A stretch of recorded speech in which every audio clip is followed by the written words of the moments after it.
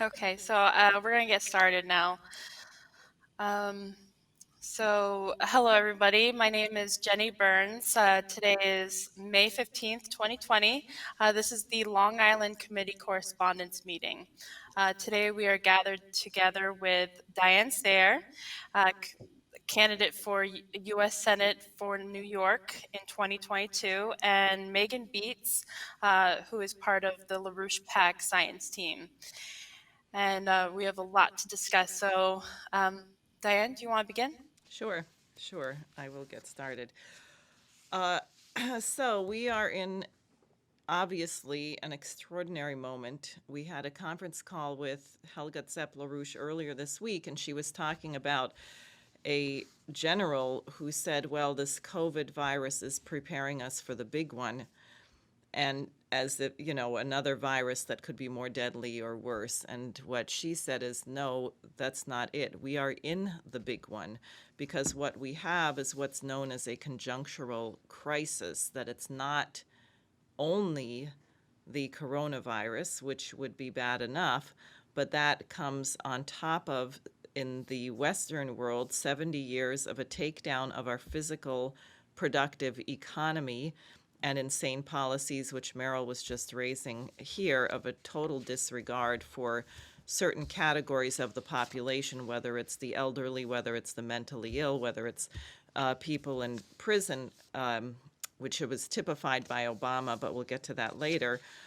So that has put us on the precipice of a total financial blowout, which really would have happened whether we had COVID or not. This just happened to be the trigger. But as people may be aware, the New York Federal Reserve, since the beginning of this year, has pumped about $6 trillion into keeping up this crazy derivatives bubble, which has nothing to do with the standard of living or increasing productivity or anything of the like.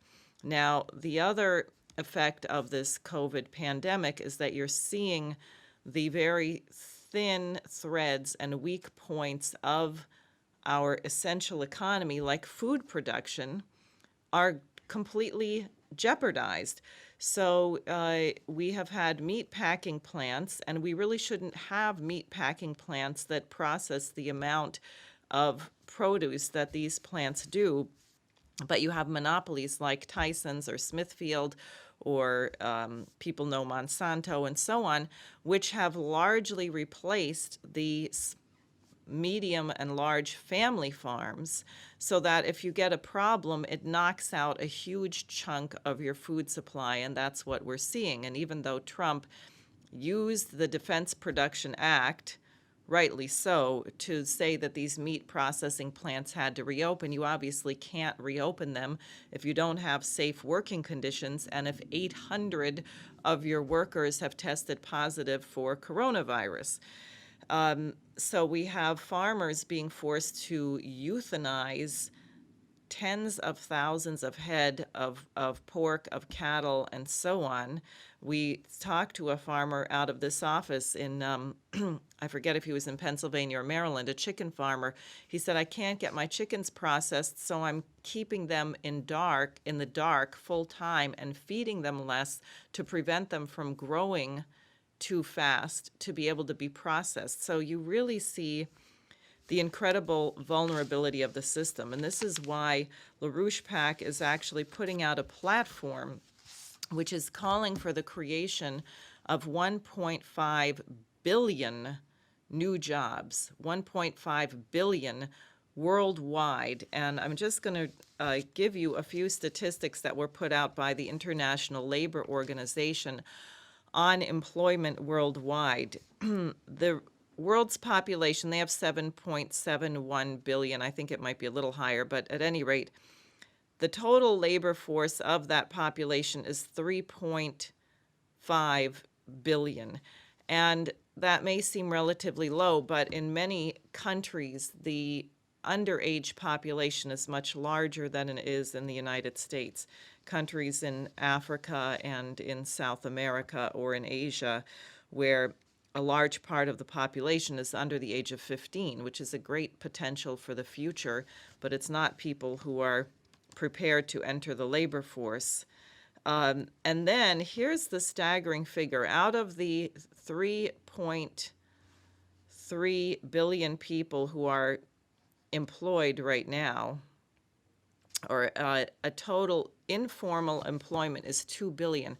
Now, what do we mean by informal employment? It means people who have, in the US, we call it the gig economy, right? So people do babysitting through an app. They drive Uber, they drive Lyft, they deliver food, they do. Mr. LaRouche used to talk about this in the Great Depression. He called it people taking in each other's laundry, because you're not actually producing what you need to produce in the economy as a whole, so that everyone ends up in these service jobs servicing the ultra rich who can still afford to pay for these things. And probably this won't surprise people to know that the people in the United States who are worth over $1 billion have each become 10% richer since the 1st of March. So they have gotten richer during this crisis, while the rest of the population has largely become poorer. So the point of the 1.5 billion productive jobs is we actually have to create a global system of stability. We cannot have areas that are so hideously impoverished as we do now, that when the coronavirus hits them, there's nothing they can do. And you get such overcrowding, malnutrition, that what ends up occurring is you get new strains of the disease that will come back here in the fall and perhaps be more deadly or worse. So it's in the interest of the United States and the world, not only because we are human beings, which is the main interest, why you do not sit back and allow millions and billions of people to die, but it actually is a principle of natural law that if you allow that condition to persist in one part of the planet, it will come back and hit you. Now, the other aspect is, as I was saying about food production, there are now reports that between the COVID pandemic and the locust plague, you remember that from a number of months ago, they only needed $70 million to address that. That's about 10% of what Mike Bloomberg spent on his crazy presidential campaign. Nothing was done to stop the locust. So that locust plague is saying that it will come back in biblical proportions, and you could have famine between the inability to produce and transport the food, the locust plague. You could have up to 300,000 people dying per day of starvation.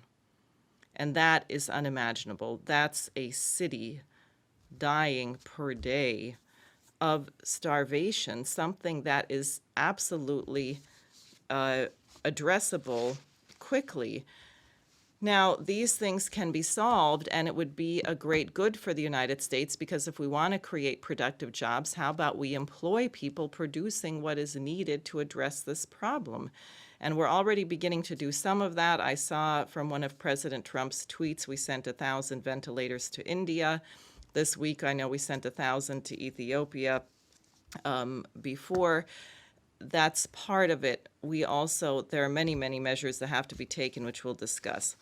Now, I wanted to get to something that I think is very important, which is the potential for us to obliterate this ongoing British-run coup d'etat against President Trump. And I know there's a number of you on from the Americans for Legal Reform who are very familiar with the fact that we do not have justice in our so-called justice system in the United States. But this has become very clear, and people probably heard that Barr moved to throw out the charges in the Flynn case, and then the judge, Emmett Sullivan, is insisting that he's not going to allow that, and he's going to hold Flynn in contempt of court, which is unbelievable. And then you had Barack Obama, and I have to say, one of the funnier things that Russian President Vladimir Putin said about Obama is he said, there are some people who leave without saying goodbye, and then there are some people who say goodbye and don't leave.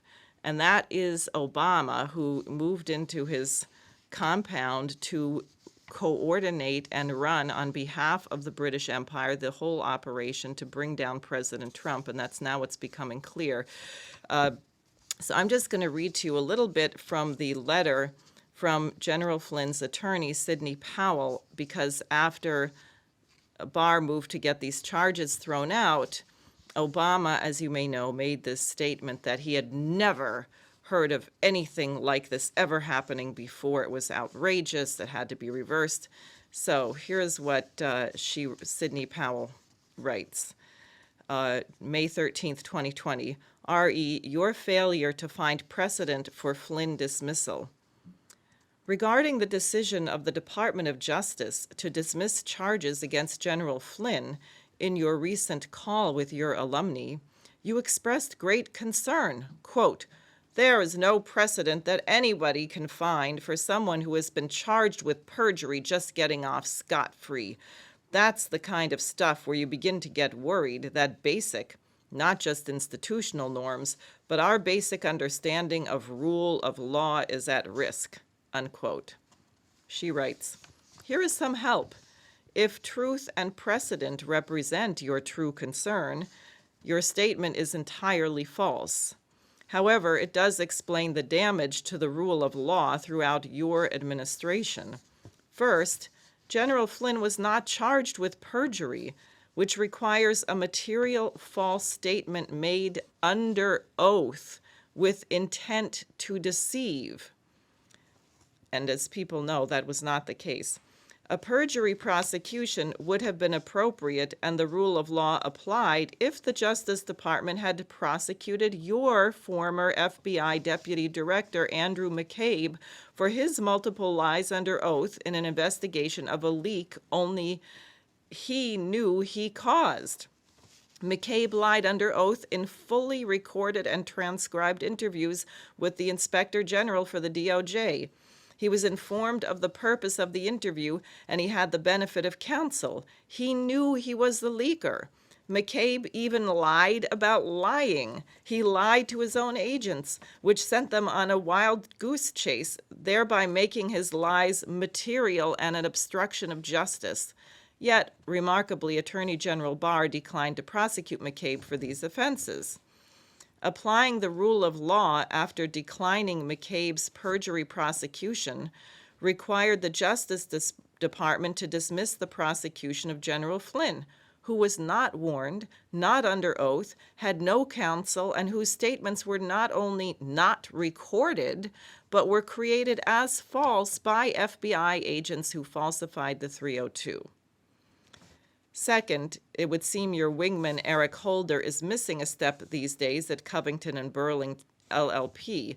Indelibly marked in his memory, and one might think yours, should be his motion to dismiss the multi-count jury verdict of guilty and the entire case against former U.S. Senator Ted Stevens.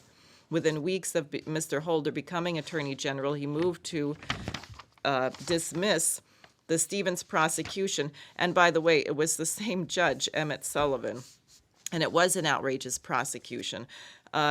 So this is a very strong letter, and what I think is very valuable about this is it shows how outrageous the charges were. As people may be aware, what's now come out from CrowdStrike is that they said in 2017 that they never possessed any evidence that Russia had exfiltrated, i.e. hacked the DNC server. So they were knowingly and willfully lying about it the entire time. Now, I found something which I remembered, and I was blown away by how completely accurate he was, which is a webcast that Lyndon LaRouche gave on April 11th, 2009. You remember Obama had just been inaugurated in January of that year, where he warns about the type of personality that Obama was and the danger he represented. Because of the sensitivity of certain questions which I'm going to address today, I've restricted myself in the opening to following a certain script to avoid any possible misunderstanding, because it'll be obvious to you as I proceed, that some very sensitive questions about the state of mind of the President have come up, and they must be addressed because we cannot understand the situation or discuss it without taking these issues of state of mind into account. And you have to be precise. I'm not saying the President is insane. I'm saying he has certain limitations which affect his ability to judge certain things. Therefore, we have to understand the President's limitations, that he seems very bright, he seems very capable, but a lot of matters which he deals with, he hasn't got a clue of what he's talking about. And that's one of the big problems. That's why he's so susceptible to misrepresentation and being misled by people close to him, especially among certain groups. And therefore, in covering that aspect of my presentation, I've restricted myself very tightly to make sure there's no wrong understanding of what I'm saying. When our new president, Barack Obama, left the United States for his arrival in London for the G20 meeting, he not only abandoned our United States for a time, he also abandoned what had been the hopes of many of the nations and peoples of the world. Many in Europe and elsewhere came away from the experience of his recent travels abroad with a sense of an outraged by experience of mixed incompetence, confusion, and even outright betrayal.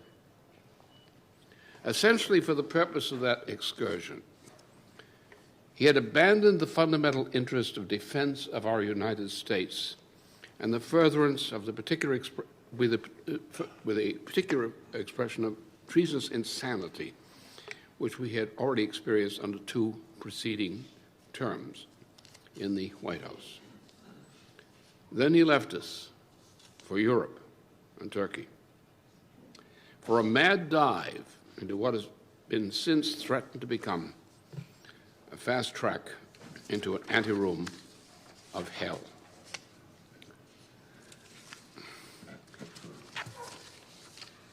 When he departed for Europe, as if hugging and for the purpose of hugging and kissing the little Queen of Buckingham Palace, the situation inside our United States new presidency was already bad, as the action of that particular scoundrel, Larry Summers, had already forewarned us. Summers and Geithner's lunatic schemes were not only the prelude to a global disaster which is now bringing us all to the brink of a planet-wide new dark age for all humanity. This present situation and this present policy must now be changed suddenly and radically for the better. Not only suddenly, but very soon. So I think that's pretty amazing. Obama had only been in office for 3 months, and LaRouche was warning about the danger of his presidency, what he represented as an empty suit filled only with a malicious ego to be able to be deployed against the interests of the United States and the interests of mankind. Now, I'm just going to read you something from a paper, and you'll see it on the screen with me, that Mr. LaRouche wrote from prison called In Defense of Common Sense, and we're going to start in the second chapter because this is the way you really have to think about economic science. He writes, a swimmer is rescued from the sea moments before his strength had ebbed fatally. This is momentary survival. Is this a paradigm for the successful survival of an entire society? How must we distinguish between momentary and durable survival? What has gone before now generates what follows. Select some moment of a continuing process of survival of the society as a whole. This process is the aggregation and interaction of the deaths, maturations, births, and conceptions which together define a collection of individuals functionally as an indivisible whole. That selected moment serves as a time of departure for a continuing journey into the future. Assign the label A to that moment. To each of a series of selected subsequent moments of that continuing journey, assign respectively the labels B, C, D, and so on. Does the swimmer's survival at moment B portend a likelihood for his continuing survival through C, D, and so on?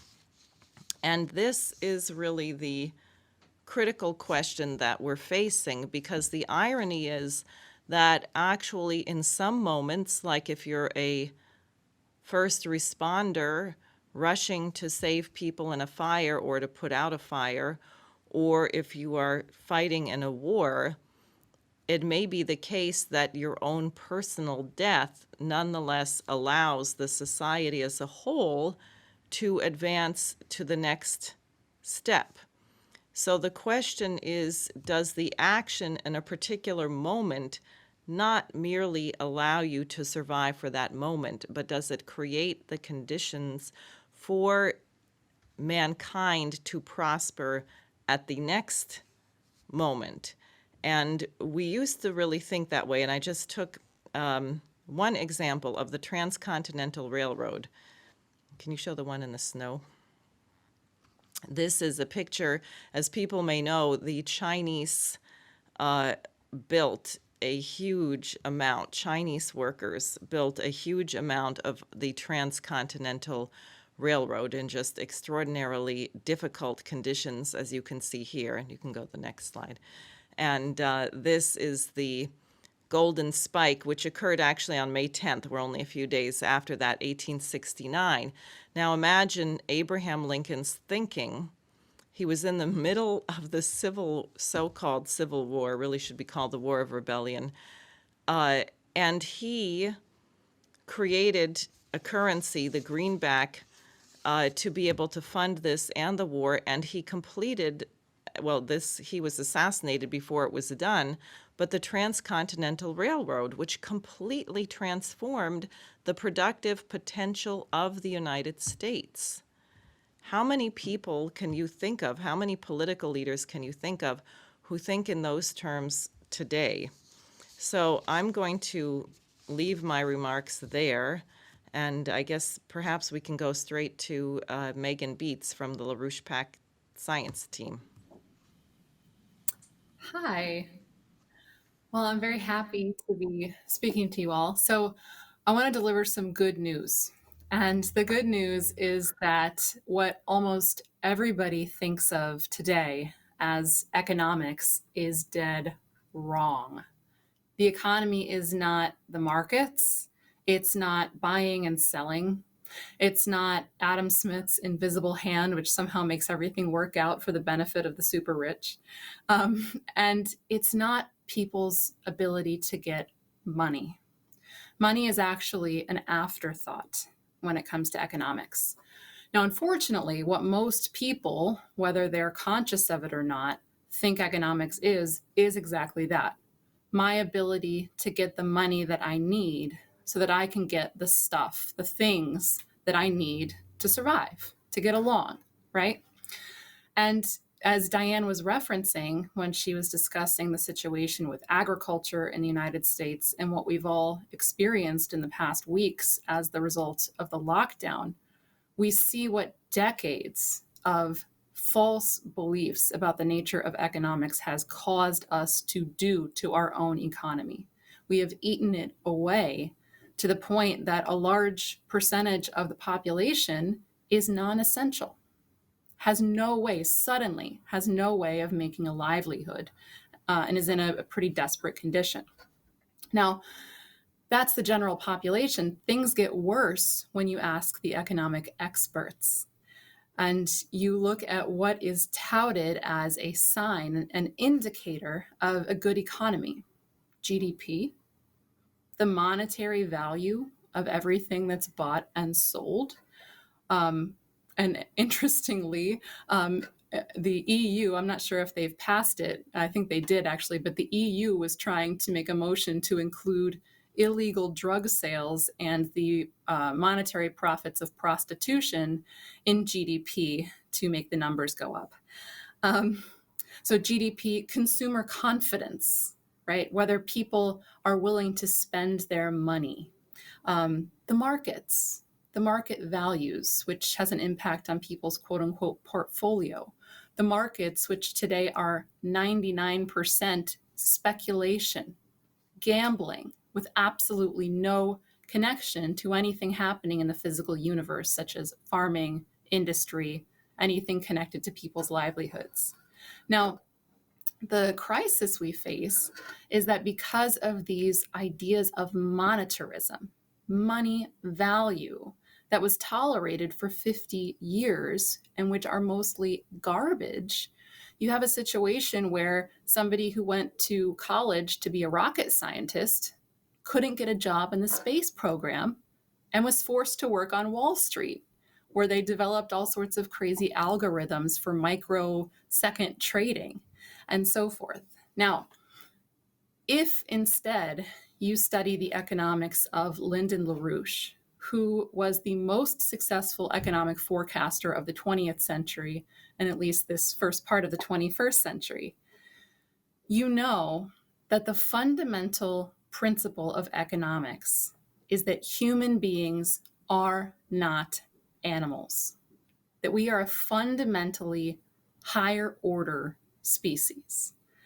Now, this is true. This is a true principle of the universe, and everything that is true about economics is derived from that. Now, I want to pull up the first slide here, please. Okay, so here, this is the curve of human population growth from 100,000 BC up until the year 2000, pretty much the present day. Now, you notice something about this, which is that the curve grows exponentially. Now, think in your mind of what other animal species has a population growth curve like this. Think for a minute. None. No species has a population growth curve like this, and no animal species ever could. Now, this is a very good thing. And, usually when people see this population growth curve, it scares people. And the reason it scares people is that we're brainwashed that there must be a limit, right? It's going up and it's going up and it's going to go up faster. There must be a limit somewhere. There are limited resources. Now, none of that is true. There is no inherent limit to the progress of the human species. But people get fooled into believing that because they don't think in terms of qualitative change. People tend to be dominated by sense perception, right? My experience in my lifetime. And they don't think of transformation. And that's what I want to discuss tonight, or put out for discussion tonight. For example, the population today is 7.5 billion people, roughly. In the year 1600, it was 500 million people, okay? It was 1 billion people in 1800. So you think about the rate of growth. Now, we did not go from 500 million people on the planet to 7.5 billion people by lowering the standard of living. People today don't live worse off or even the same as they did in 1600. If you leave aside the artificially low standard of living in places like the continent of Africa, certain places in the United States, and so forth, leaving that aside, people today, right, in potential, are living much longer, much healthier, and much happier, meaningful lives than they were with a lower population level. Now think about that. It's kind of a paradox, right? In 1988, in a really wonderful speech called Food for Peace, Lyndon LaRouche said that given the level of technology we have today, we could support a potential population on this planet of 100 billion people living longer, happier, healthier, less crowded lives than we live today. So I want you to keep that in your mind. Now, if we bring up the next slide, there's another curve that is related to the population curve. Now, what you see here is the power per capita in the United States. So this is not worldwide, this is just the United States. And we see going back to the American Revolution in 1775 up through 1970, the power per capita has been going up exponentially. Now, when we say power per capita, we're not talking about just, your electricity bill. We're talking about all of the power it takes to run the United States: households, industries, farms, transportation, infrastructure, everything, right? So what you're really discussing is how expensive is each person, not in monetary terms, but in physical terms. What is the energy it takes to sustain each individual at a particular standard of living? Now you notice that not only are we much more expensive today than we were a few hundred years ago, and I would like to congratulate everybody on that, but, and I think this is completely fascinating, that growth could not have occurred except for what you see in the color changes below the main curve. And what the color changes represent are a changeover of our primary source of energy, starting from wood and other biofuels in the early part of the United States, and then switching to coal, and then switching to a predominance of other fossil fuels such as natural gas.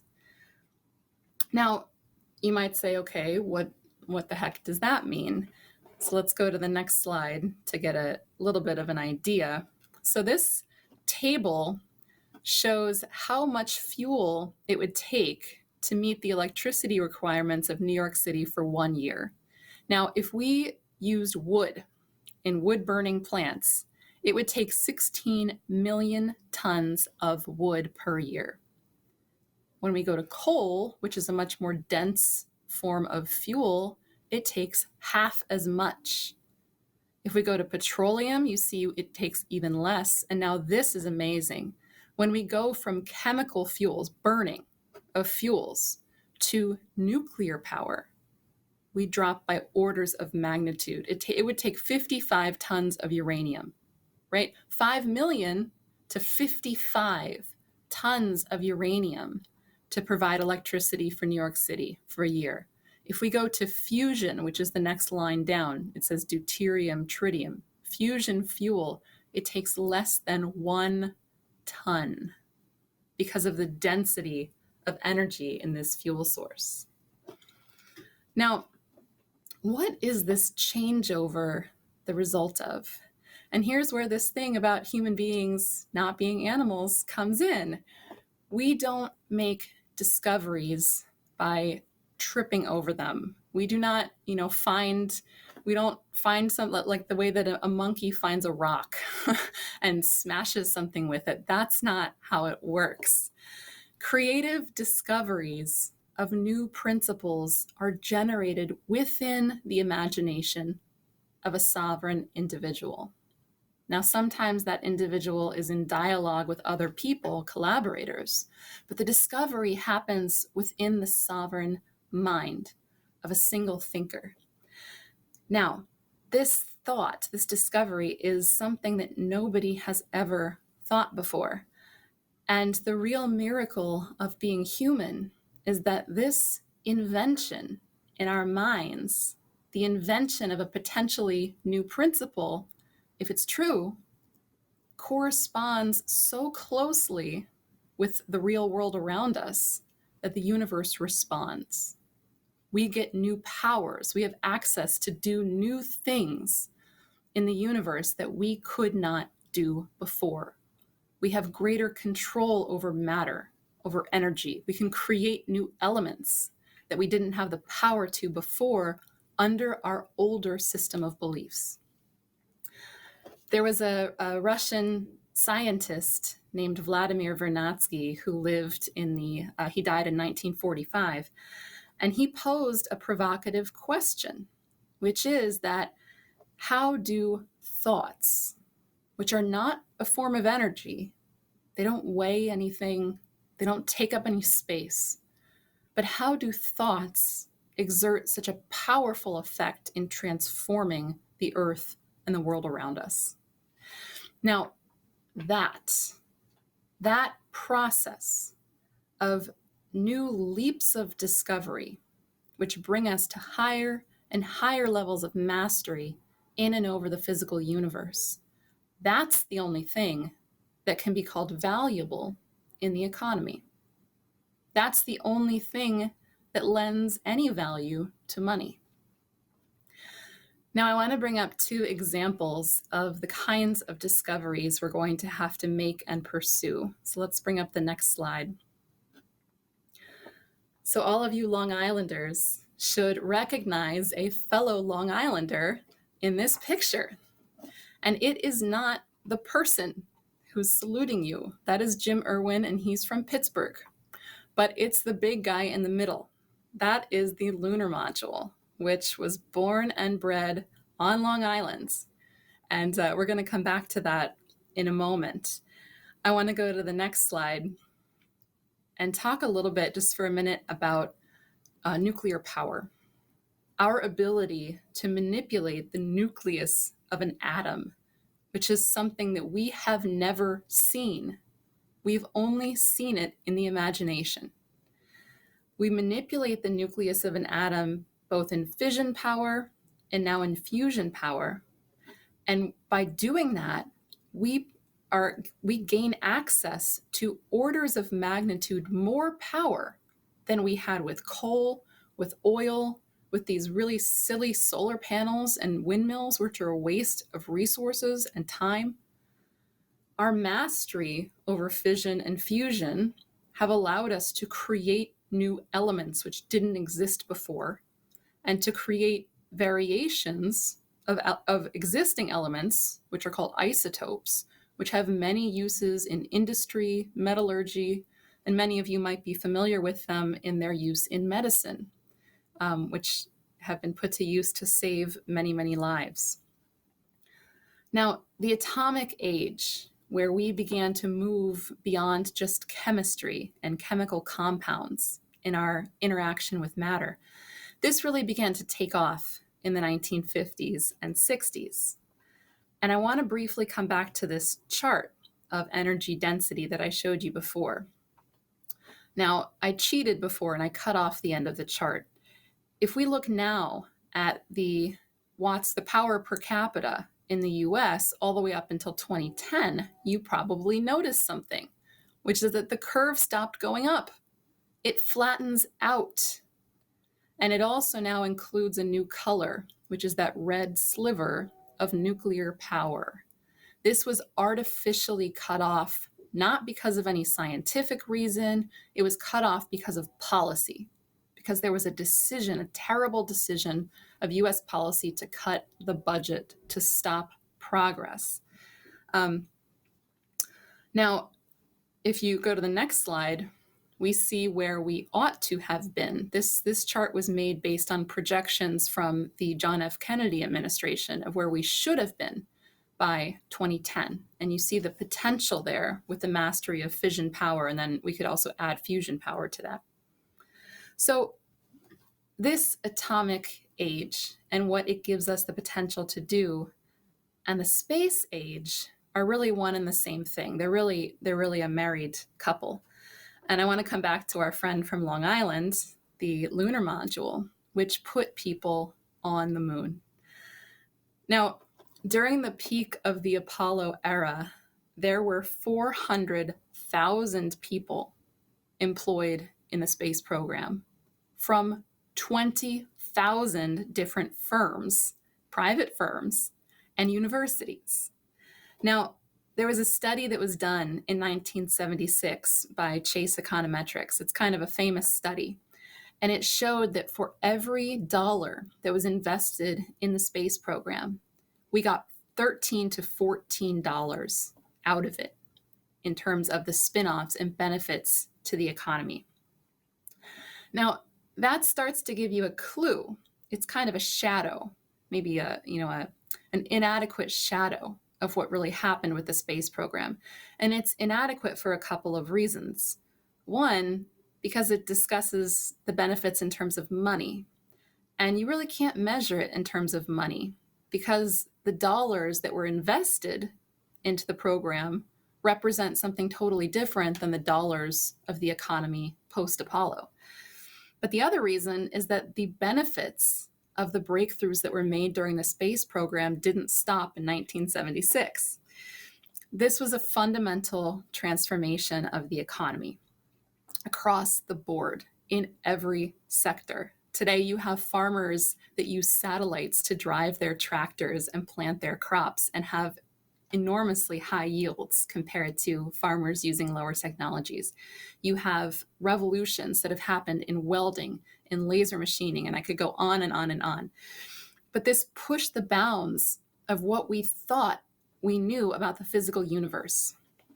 It forced us, or we decided to figure out how to bring life into a new domain outside of the domain of the environment of the Earth, of the Earth's magnetic field and gravitational field. We decided to figure out how to make life exist on a different planetary body. Now, we did this as a crash program, and it engaged every single sector and left nothing untouched, especially the minds and the imagination of young people. Now, think about today. We need to reopen the economy, absolutely. But we do not need to go back to normal. That would be a terrible idea. What we need is what Diane called for, the LaRouche plan to reopen the economy, 1.5 billion new productive jobs. The United States has a crucial role to play, exactly because of this scientific and industrial tradition, and because the leading edge of those 1.5 billion productive jobs and the reopening of the economy has to be a crash program for space and for nuclear fusion. Now, there's a silly myth, which I'm just going to nip in the bud, that that the space program was a waste of money. Look at all that money we sent out into space. There are people starving here on Earth. That was a complete line. Every penny of the space program, every penny of the nuclear fusion program and fission program was spent here on Earth. It fundamentally transformed what human beings were able to do. Now, today, the United States has an active space mission to put people, a man and a woman this time, on the surface of the moon. And we're going to do it less than 5 years from now, in 2024. And I just want to read where this came from, if we put the next slide up. This was President Trump in Space Policy Directive 1 from 2017. He said, "The directive I am signing today will refocus America's space program on human exploration and discovery." Let me just pause and say that he had to refocus it because Obama had killed it and it had to be reinstated. It marks a first step in returning American astronauts to the moon for the first time since 1972 for long-term exploration and use.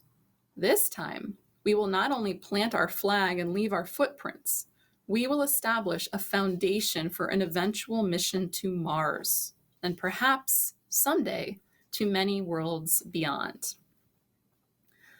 Now, 1 year ago to the date, that program was given a name, Artemis. Now, in Greek mythology, Artemis is the twin sister to Apollo. So you see the reference point there.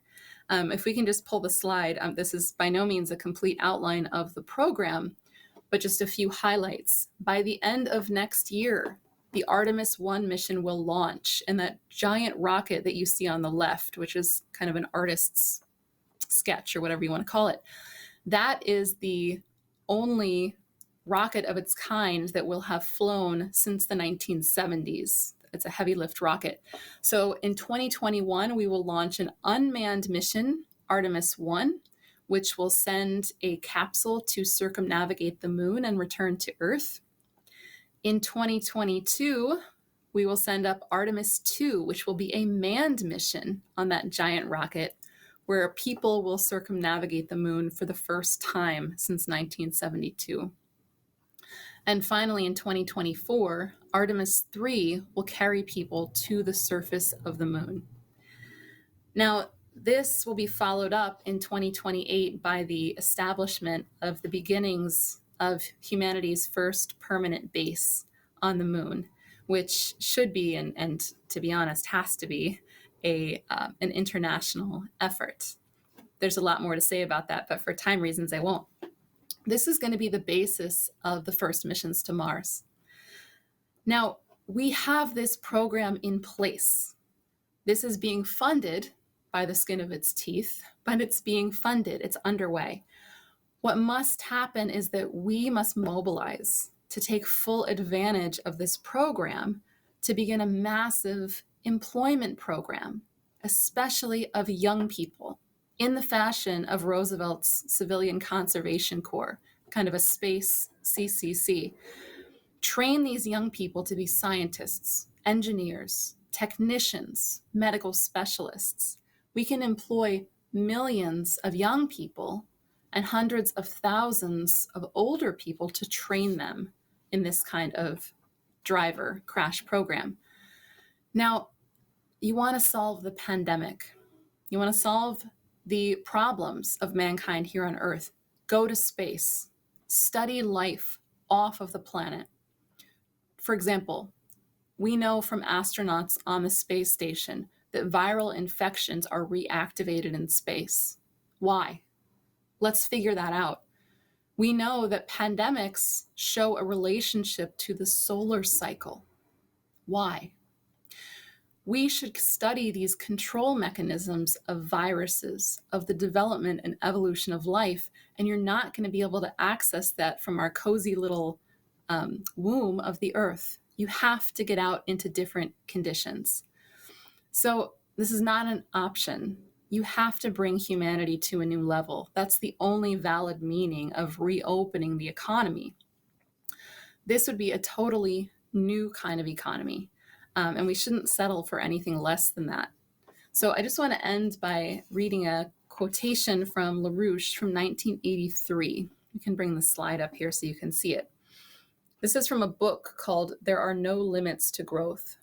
LaRouche says, "We shall go into space exploration for the minimal purpose of discovering what we cannot discover merely sitting on the surface of this planet. The mere fact that we know that there are defects in our knowledge of the lawful composition of the universe is sufficient practical reason for space exploration.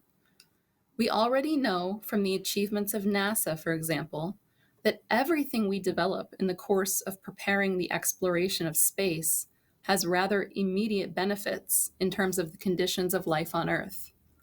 That practical benefit will be sufficient motive for some. For others among us, we shall be driven by the need to discover what duties await mankind as a result of the knowledge and increased capabilities developed in that effort." So I'll leave it there. Great, thank you. One thing, so we're gonna go to the Q&A session, just one moment. I mean, with what both Diane and Megan have brought up, we definitely need to have real action. And one thing that we have going on right now is an immediate call for a petition for an increase in, the healthcare system and beyond, because we need to come out of this COVID situation at a higher standard of living. We need to actually promote that, like what an Apollo mission like the Artemis project will do and what the Apollo mission did. At the Schiller Institute .com, you can go and sign the petition to have an increase in healthcare and increase of productivity in general. Um, so yeah, definitely go to schillerinstitute.com to sign that petition and circulate it wherever you can and wherever you know how to, because we're trying to have an immediate increase of petition signers up to 5,000 within a few weeks. So that's the kind of time frame we need to have in terms of an immediacy of this change that has to occur for the survival of mankind and for the future of mankind. So with that, I'm going to go ahead and open up the questions and comments section. I've just allowed you to unmute yourself. So, and if you are having any problems unmuting yourself, you can go to where you see the participants, and at the bottom, you can go ahead and raise your hand, and I can go ahead and unmute you for you. Or if you're on the phone, just push *6 and you'll be unmuted. So we're going to take a moment and see who has a question. If not, we have some questions that have come in already.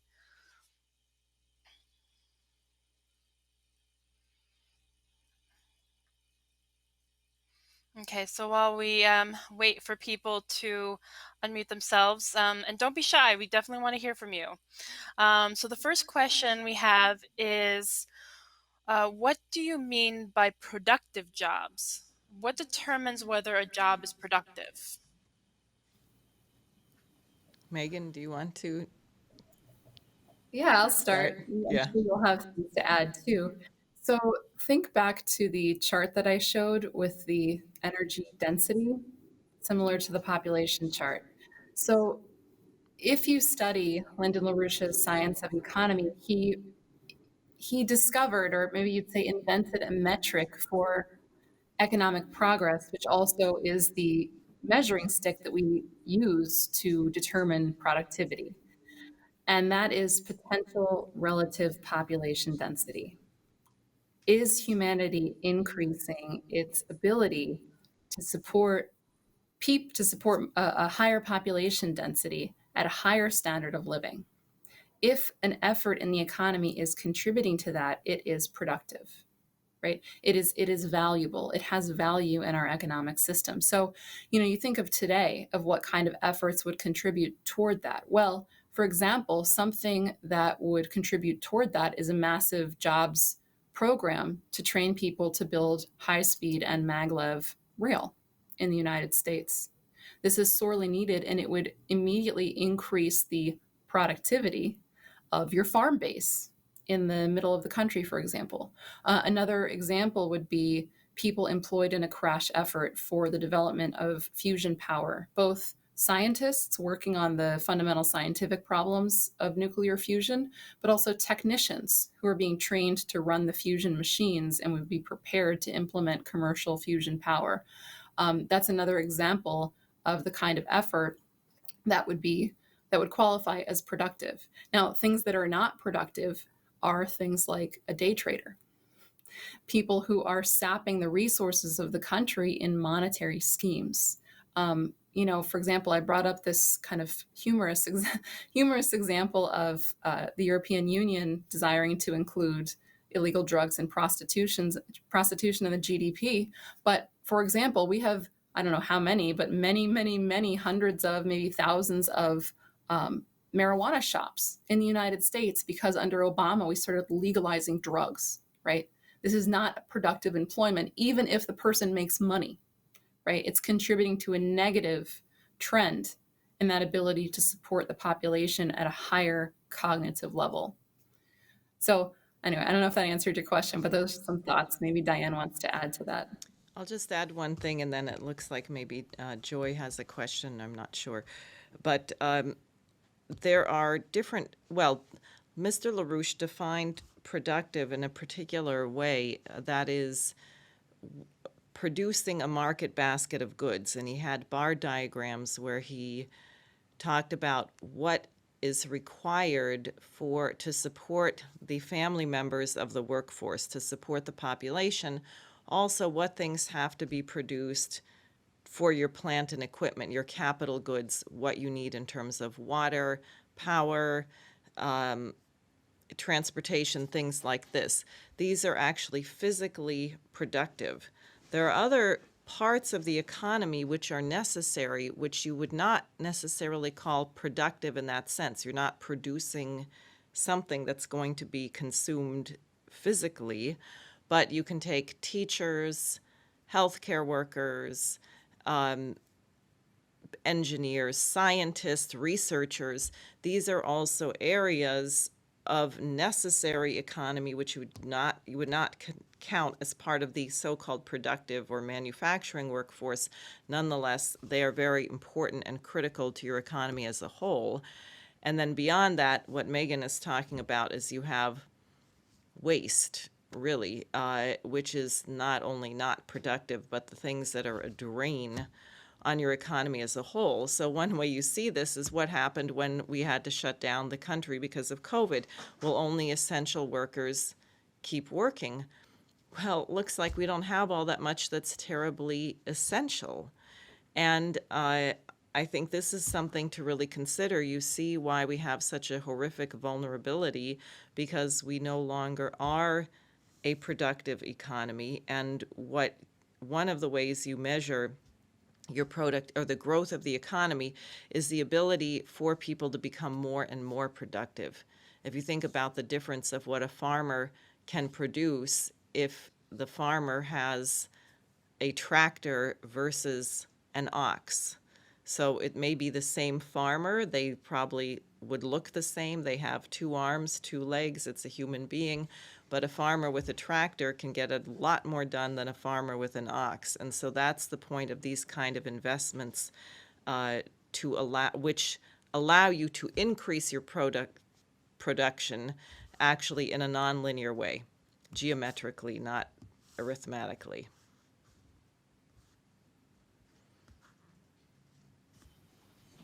Great, thank you. So Joy, do you have a question? We discussed the economy and how we need to create jobs and everything, and we also discussed the waste of windmills and turbines and solar paneling. So I've heard that, but I've also been schooled in thinking that it's green energy and we're saving the environment and it is helping create jobs. I mean, what could we as individuals do about it and getting the true information and getting the truth out? Because I also have heard and I know that the windmills and the turbines kill birds, so that's upsetting. So as individuals, what can we do about it? And do they really create jobs, or is it really going to hurt us in the long run? Well, we actually put out a really good pamphlet on this. Diane, help me remember the title of the Malthusian Pamphlet. I'm trying to remember it. We're going to remember at some point in this meeting. But we put out a pamphlet a few months ago on exactly this question, in terms of where you could go to find out the history of this stuff. This was a policy that was pushed, and it came out of an anti-human Malthusian movement, which originated with the British oligarchy and their American cohorts after the Second World War. This was the evolution of the eugenics movement into the so-called conservation movement. And this was really pushed in reaction, I would say a terrified reaction, to the post-war potential of Franklin Roosevelt's policies, and then especially what you saw with John F. Kennedy in the space program, the kind of optimism, technological optimism, the kind of potential for population growth, especially in the third world. So there was a huge reaction that was really forced down people's throats in the midst of this cultural paradigm shift and the trauma of the late 60s, which was the Green Movement, Earth Day, right? For Right. example, in the 1970s, there was an organization founded called the Club of Rome. And this was founded by some of the nastiest, richest, old family oligarchs you can imagine to create propaganda around the idea that the human population growth is destroying the planet. We're going to run out of resources, and there's a limit, and you have to face that, and we should start cutting back now. And it's in the midst of this that these so-called sustainable technologies like solar panels and windmills, which are not something new and great. These things have been around for a long time, especially windmills, right? This is an old Right. technology. If we were in 16th century Europe, we would be modern, but we're not. But no, these technologies represent and are a much lower form of power density. I mean, I don't know the numbers offhand. We've published them, but if you try to compare the amount of land area you would need for windmills, to support the number of windmills to be equivalent to one measly nuclear power plant. I mean, this is just ridiculous. So yeah, I mean, this is part of a movement to convince people that we have to cut back, that we're destroying the earth, and it's just not true. There is inherently no limit to human progress and to human growth for the reason that I mentioned kind of in passing, which is that wealth, things that we define as resources in our economy, come from discoveries. You know, a quick example is uranium, nuclear fission fuel, which is incredibly powerful. You know, 200 years ago, uranium was not a resource for human beings. It was a rock, right? And it's not that we hadn't found uranium before, we found it, right? But we didn't have the insight into scientific principles to know that it could be harnessed as a power source. So it's the human mind which defines a resource, right? So I mean, yeah, it's so what can you do? You can absolutely read our literature. We can, since Diane and I can't remember the title of that pamphlet, we can we can make sure to get you a copy. Study the history of it, you know. And then we've written a lot of articles on fusion, on fission and fusion, and what kind of transformation to the economy is going to come when we finally go with these programs. Thank you so much. There it is. So everyone can see our pamphlet. Oh. CO2 reduction is a mass murder policy, and it's up on the LaRouchePAC.com page. Okay. Thank you. Yep, thanks. Great. Thank you very much. So it looks like there's does Jack have a question? Because he had his hand up before.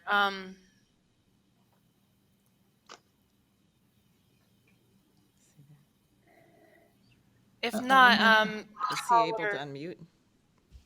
here, if you want, I can help you unmute. Jack, I'm gonna unmute you. Maybe he doesn't. Don. It's not unmuting for some reason. He can also write it in the chat. Jack, if you want to write your question in the chat, that would be good too, like Diane mentioned. Was But in Don the trying? meantime, it looks like a caller in user 1. Do you have a question? Hi, can you hear me? Yes. Yes. Hi, And my who name is who's Jerry. speaking? What's Hi, what is it? my name is Jerry, and my question is this. Of course, technology is great. We advance so much as a civilization because of our technology and advances. But keep in mind that, like in uranium, was a great discovery, and so was, let's say, X-ray machines. But with the advent of X-ray machines, we realized that they could cause cancer. And nuclear power plants are a fantastic and very efficient way of creating energy. But I think we get stuck is how do we get rid of the waste? That's the only question. And then just a follow-up question is, what, if any, ideas you have about this 5G being rolled out without really being investigated. Is there any concern for that, or is that's fine with technology and our normal advancement? And that's my own two questions. Thank you. Great. Thanks, Jerry. Thanks for asking this. Could I start? Please go ahead. Yeah. Okay. Anyway, on the question of nuclear power, it's actually possible to reprocess now about 96% of the waste, and the last bit can be used, as Megan said, for medical isotopes. But I think it's really important it's hard for normal people to imagine how evil the British Empire is, and this brainwashing. Think about that little girl. Probably everyone saw her, Greta Thunberg, the scowling, screaming, emotionally disturbed child who was brought to the UN to tell everybody that they were destroying the planet and they were destroying her future and they should drop dead, basically. What kind of parent, if you have a child or grandchildren, what does it say to a child if you say, the world would be a better place if you had never been born? And that is the satanic mindset of the people who create these scare stories, because what do they fear? They fear that the population will get out of control, that people who are creative, who are fundamentally delighted with scientific discovery, because when you make a discovery, it means, what does that mean? What is a discovery? You discover that everything you thought and that was popularly accepted up to that time is wrong. It means having the courage to say, wow, I really thought the world worked like this, but I just discovered that it doesn't work this way. And that gives you a whole new power to change the universe. And so the people who put out all these terror tactics, like they did about electricity, that we couldn't have copper wires everywhere, we were going to burn down our cities, and it was just a disaster, and forget trying to light your home, there's always been a kind of a terror campaign against human progress run from these same people for the same reason. And the 5G scare story is part of that. And I'm glad you brought it up, because the other thing I just want to say right now is that if the world is going to organize an economic recovery, we have to break the back of this gigantic monstrosity. You can call it the British Empire, the City of London. The derivatives bubble that they are controlling is in the quadrillions of dollars. And the only way that that can be broken is actually not by any one nation alone. You need the largest economies in the world collaborating, which are the United States, Russia, China, and India. Think about what we just heard about Russiagate, that the entire thing was a lie from the beginning, and the people promoting it knew it was a lie, and they continued it. Well, what was the effect of that? Made it awfully hard for President Trump to sit down and talk to Putin. They had a very good meeting in Finland, and I was worried that the Congress was going to argue that the poor translators should be waterboarded to tell people what was discussed in a private meeting between heads of state who are both nuclear superpowers, who better talk, because that's a lot better than nuclear war. Similarly with China, where you see Pompeo, our Secretary of State, who's of the same ilk as former National Security Advisor John Bolton. Think about why they wanted Flynn out. They wanted Flynn out because he would be willing to work with Russia to crush ISIS. He was fired by Obama for exposing that Obama was funding al-Qaeda and ISIS. So he did not last long as security advisor by this attempted coup against Trump. Trump said of Bolton, if I'd listened to him, we would have been in World War VI by now. And he explicitly cited Bolton's near sabotage of Trump's, frankly, miraculous talks and work with North Korea. You realize the Korean War has never officially ended 70 years later. That would have been a huge breakthrough. It was sabotage. What is Pompeo? China this, China that. China invented the coronavirus to deliberately destroy the U.S. economy. No, we destroyed the U.S. economy. ourselves in the last 70 years. Trump, especially with his support of the space program, is moving in the direction of what's required to reverse it. If you want to break the back of this British blood-sucking financial monster, the US, China, Russia, India have to work together, and they are playing this divide and conquer game, and it is really ugly and really nasty. You want to find a vaccine, you want to find a cure, let the scientists of the world work together. Don't have the FBI running around in the night. They just arrested 2 Chinese American scientists who've been working at their institutions for over 30 years. Give me a break. They've been there 30 years and they just now decided that they're spies. It's designed to jam this up and to box in President Trump and prevent us from being able to fundamentally change the world and the direction of the world. So I just wanted to say that as well. But nuclear power is a great thing. We should not be burying the waste. We should be recycling it. Ma'am, if I could just follow one more question, I'm sorry. Sure. When you bring up China, I was always hoping that China and Russia and us, we would collaborate to help solve humanity's problems. And China, of course, being communist, I don't think, like many of my friends, that they did this on purpose. But what they did do on purpose was intentionally lie and deceive the lethality of this virus. And it was shown that they allowed flights leaving their country to go everywhere except within other areas of the country.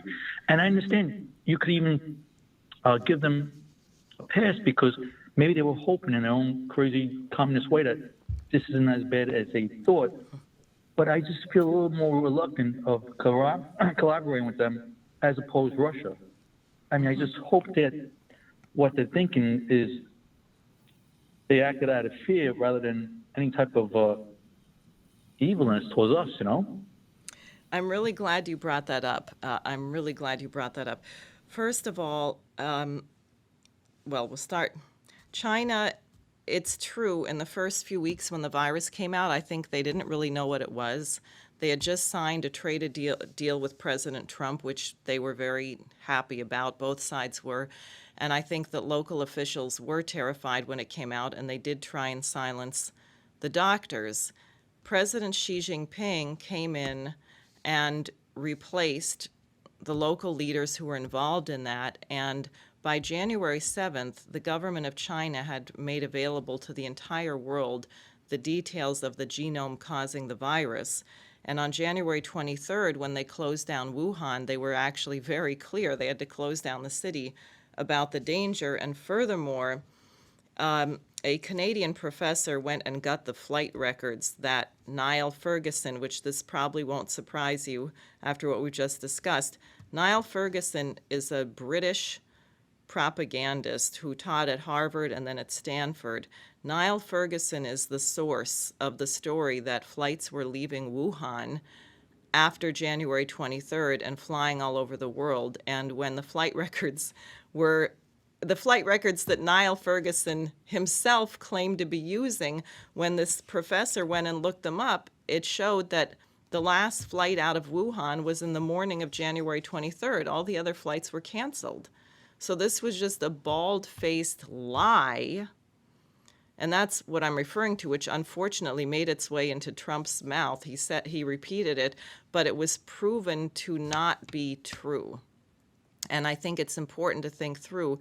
The American news media has lied to us about just about everything lately, and they're actually lying to us about this.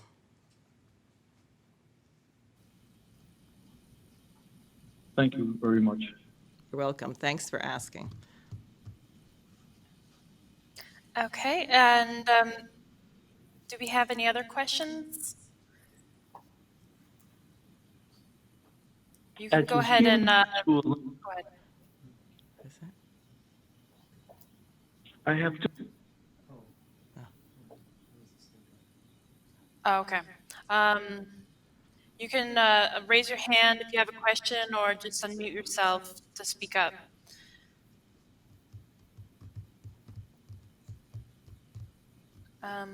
Well, while we're waiting on others to ask a question, I do have another question that did come in during the meeting.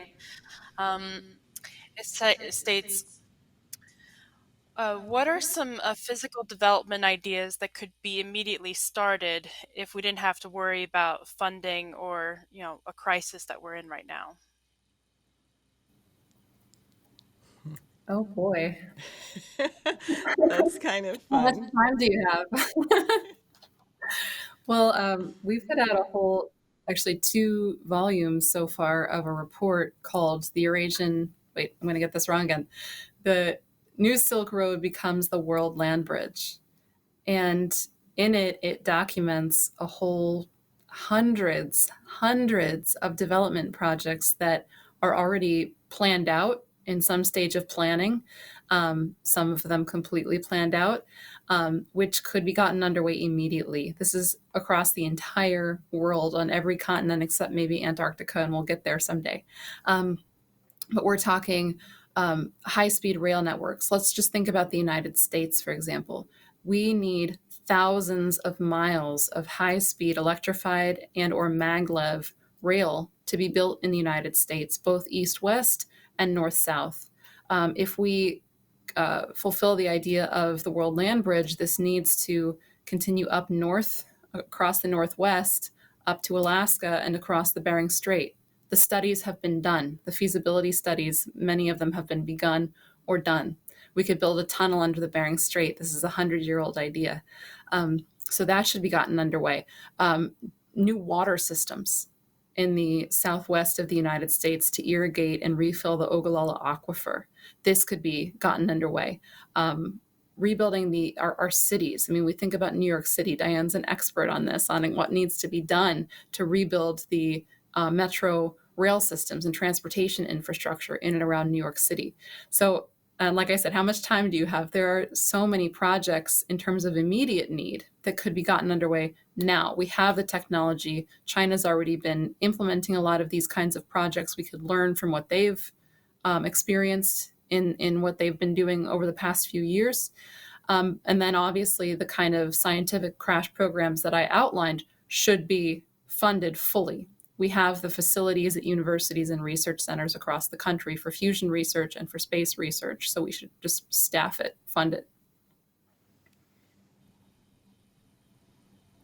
Great, thank you. Okay, so we'll just take another moment to see if anybody has a question.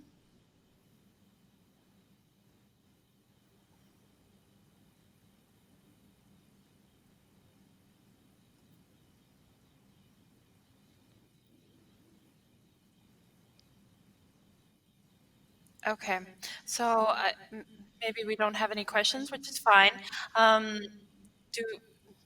Megan, do you want to start with the closing statement? Sure. I would just come back to the idea that Helga LaRouche continues to stress, which is that none of the particular problems that are experienced, homelessness, lack of hospital systems, terrible transportation infrastructure, we could go on and on. None of these problems really can be addressed without a completely new paradigm. We have to kill this evil imperial system that the world has been subject to for a very, very long time now. And the good news is that it's bankrupt. This financial system is bankrupt. And if the 4 powers, the United States, China, Russia, and India, come together, that is a force enough to establish a new paradigm for the world of sovereign countries cooperating for our mutual benefit. This can absolutely happen. And I think we have to see ourselves as the eyes of somebody 100 years from now, or maybe 1,000 years from now, would see us. And that is as people who pulled off the impossible and started a new era of human civilization without empire. Great, thank you. And Diane, do you want to have any closing statements? Sure. One, I'm just really happy for everyone who got on. I think this is a really challenging time for all of us. The quarantine, the social distancing. I was joking before we got on the air that I only felt a little bit better about the fact that my hair has gone completely crazy when I saw Rand Paul on television. So it's tough. And I know many of you, many of us, know people who have died, who have been terribly affected by this virus. And there's great uncertainty because we need to still gear up plenty of testing, plenty of antibody testing, and figure out what we can do. I think the interesting thing about opening up productive jobs is a lot of productive jobs, maybe things that are outdoors, building things. There has to be a real top-down approach to solving this and to addressing it from the standpoint of the top and emphatically the global cooperation that's required. So that being said, there's 3 things I want to encourage people to do. One is subscribe. We put out a daily alert, which is really the best intelligence anywhere around. It's $50 a month. For 7 days a week, you get a short update. It might be 10 or 12 pages, but the breaking news that's put together by the intelligence agency that Lyndon LaRouche founded 50 years ago. And if you're a student or whatever, anyway, you can get a discounted rate, but it's $50 a month to get the subscription. Do sign the petition that Jenny was telling you about that's on the schillerinstitute.com website on the question of a world health system and economic recovery. I can tell you, there it is. Please look for that. We are going to be shortly releasing a platform program for 1.5 billion new jobs, and I know our farm experts are also preparing a whole program on what has to be done to straighten out the food supply chain. And then finally, the last thing I'd like to tell all of you is that I and my colleague Daniel Burke, who's running for U.S. Senate in 2020 against Cory Booker, will be the guests on the LaRouche PAC Manhattan meeting tomorrow afternoon at 2 o'clock. So that's tomorrow, 2 p.m., LaRouchePAC.com. I hope all of you can make it. It was wonderful to see at least your little icons or see your face. Joy, great. And I hope to see everybody again really soon.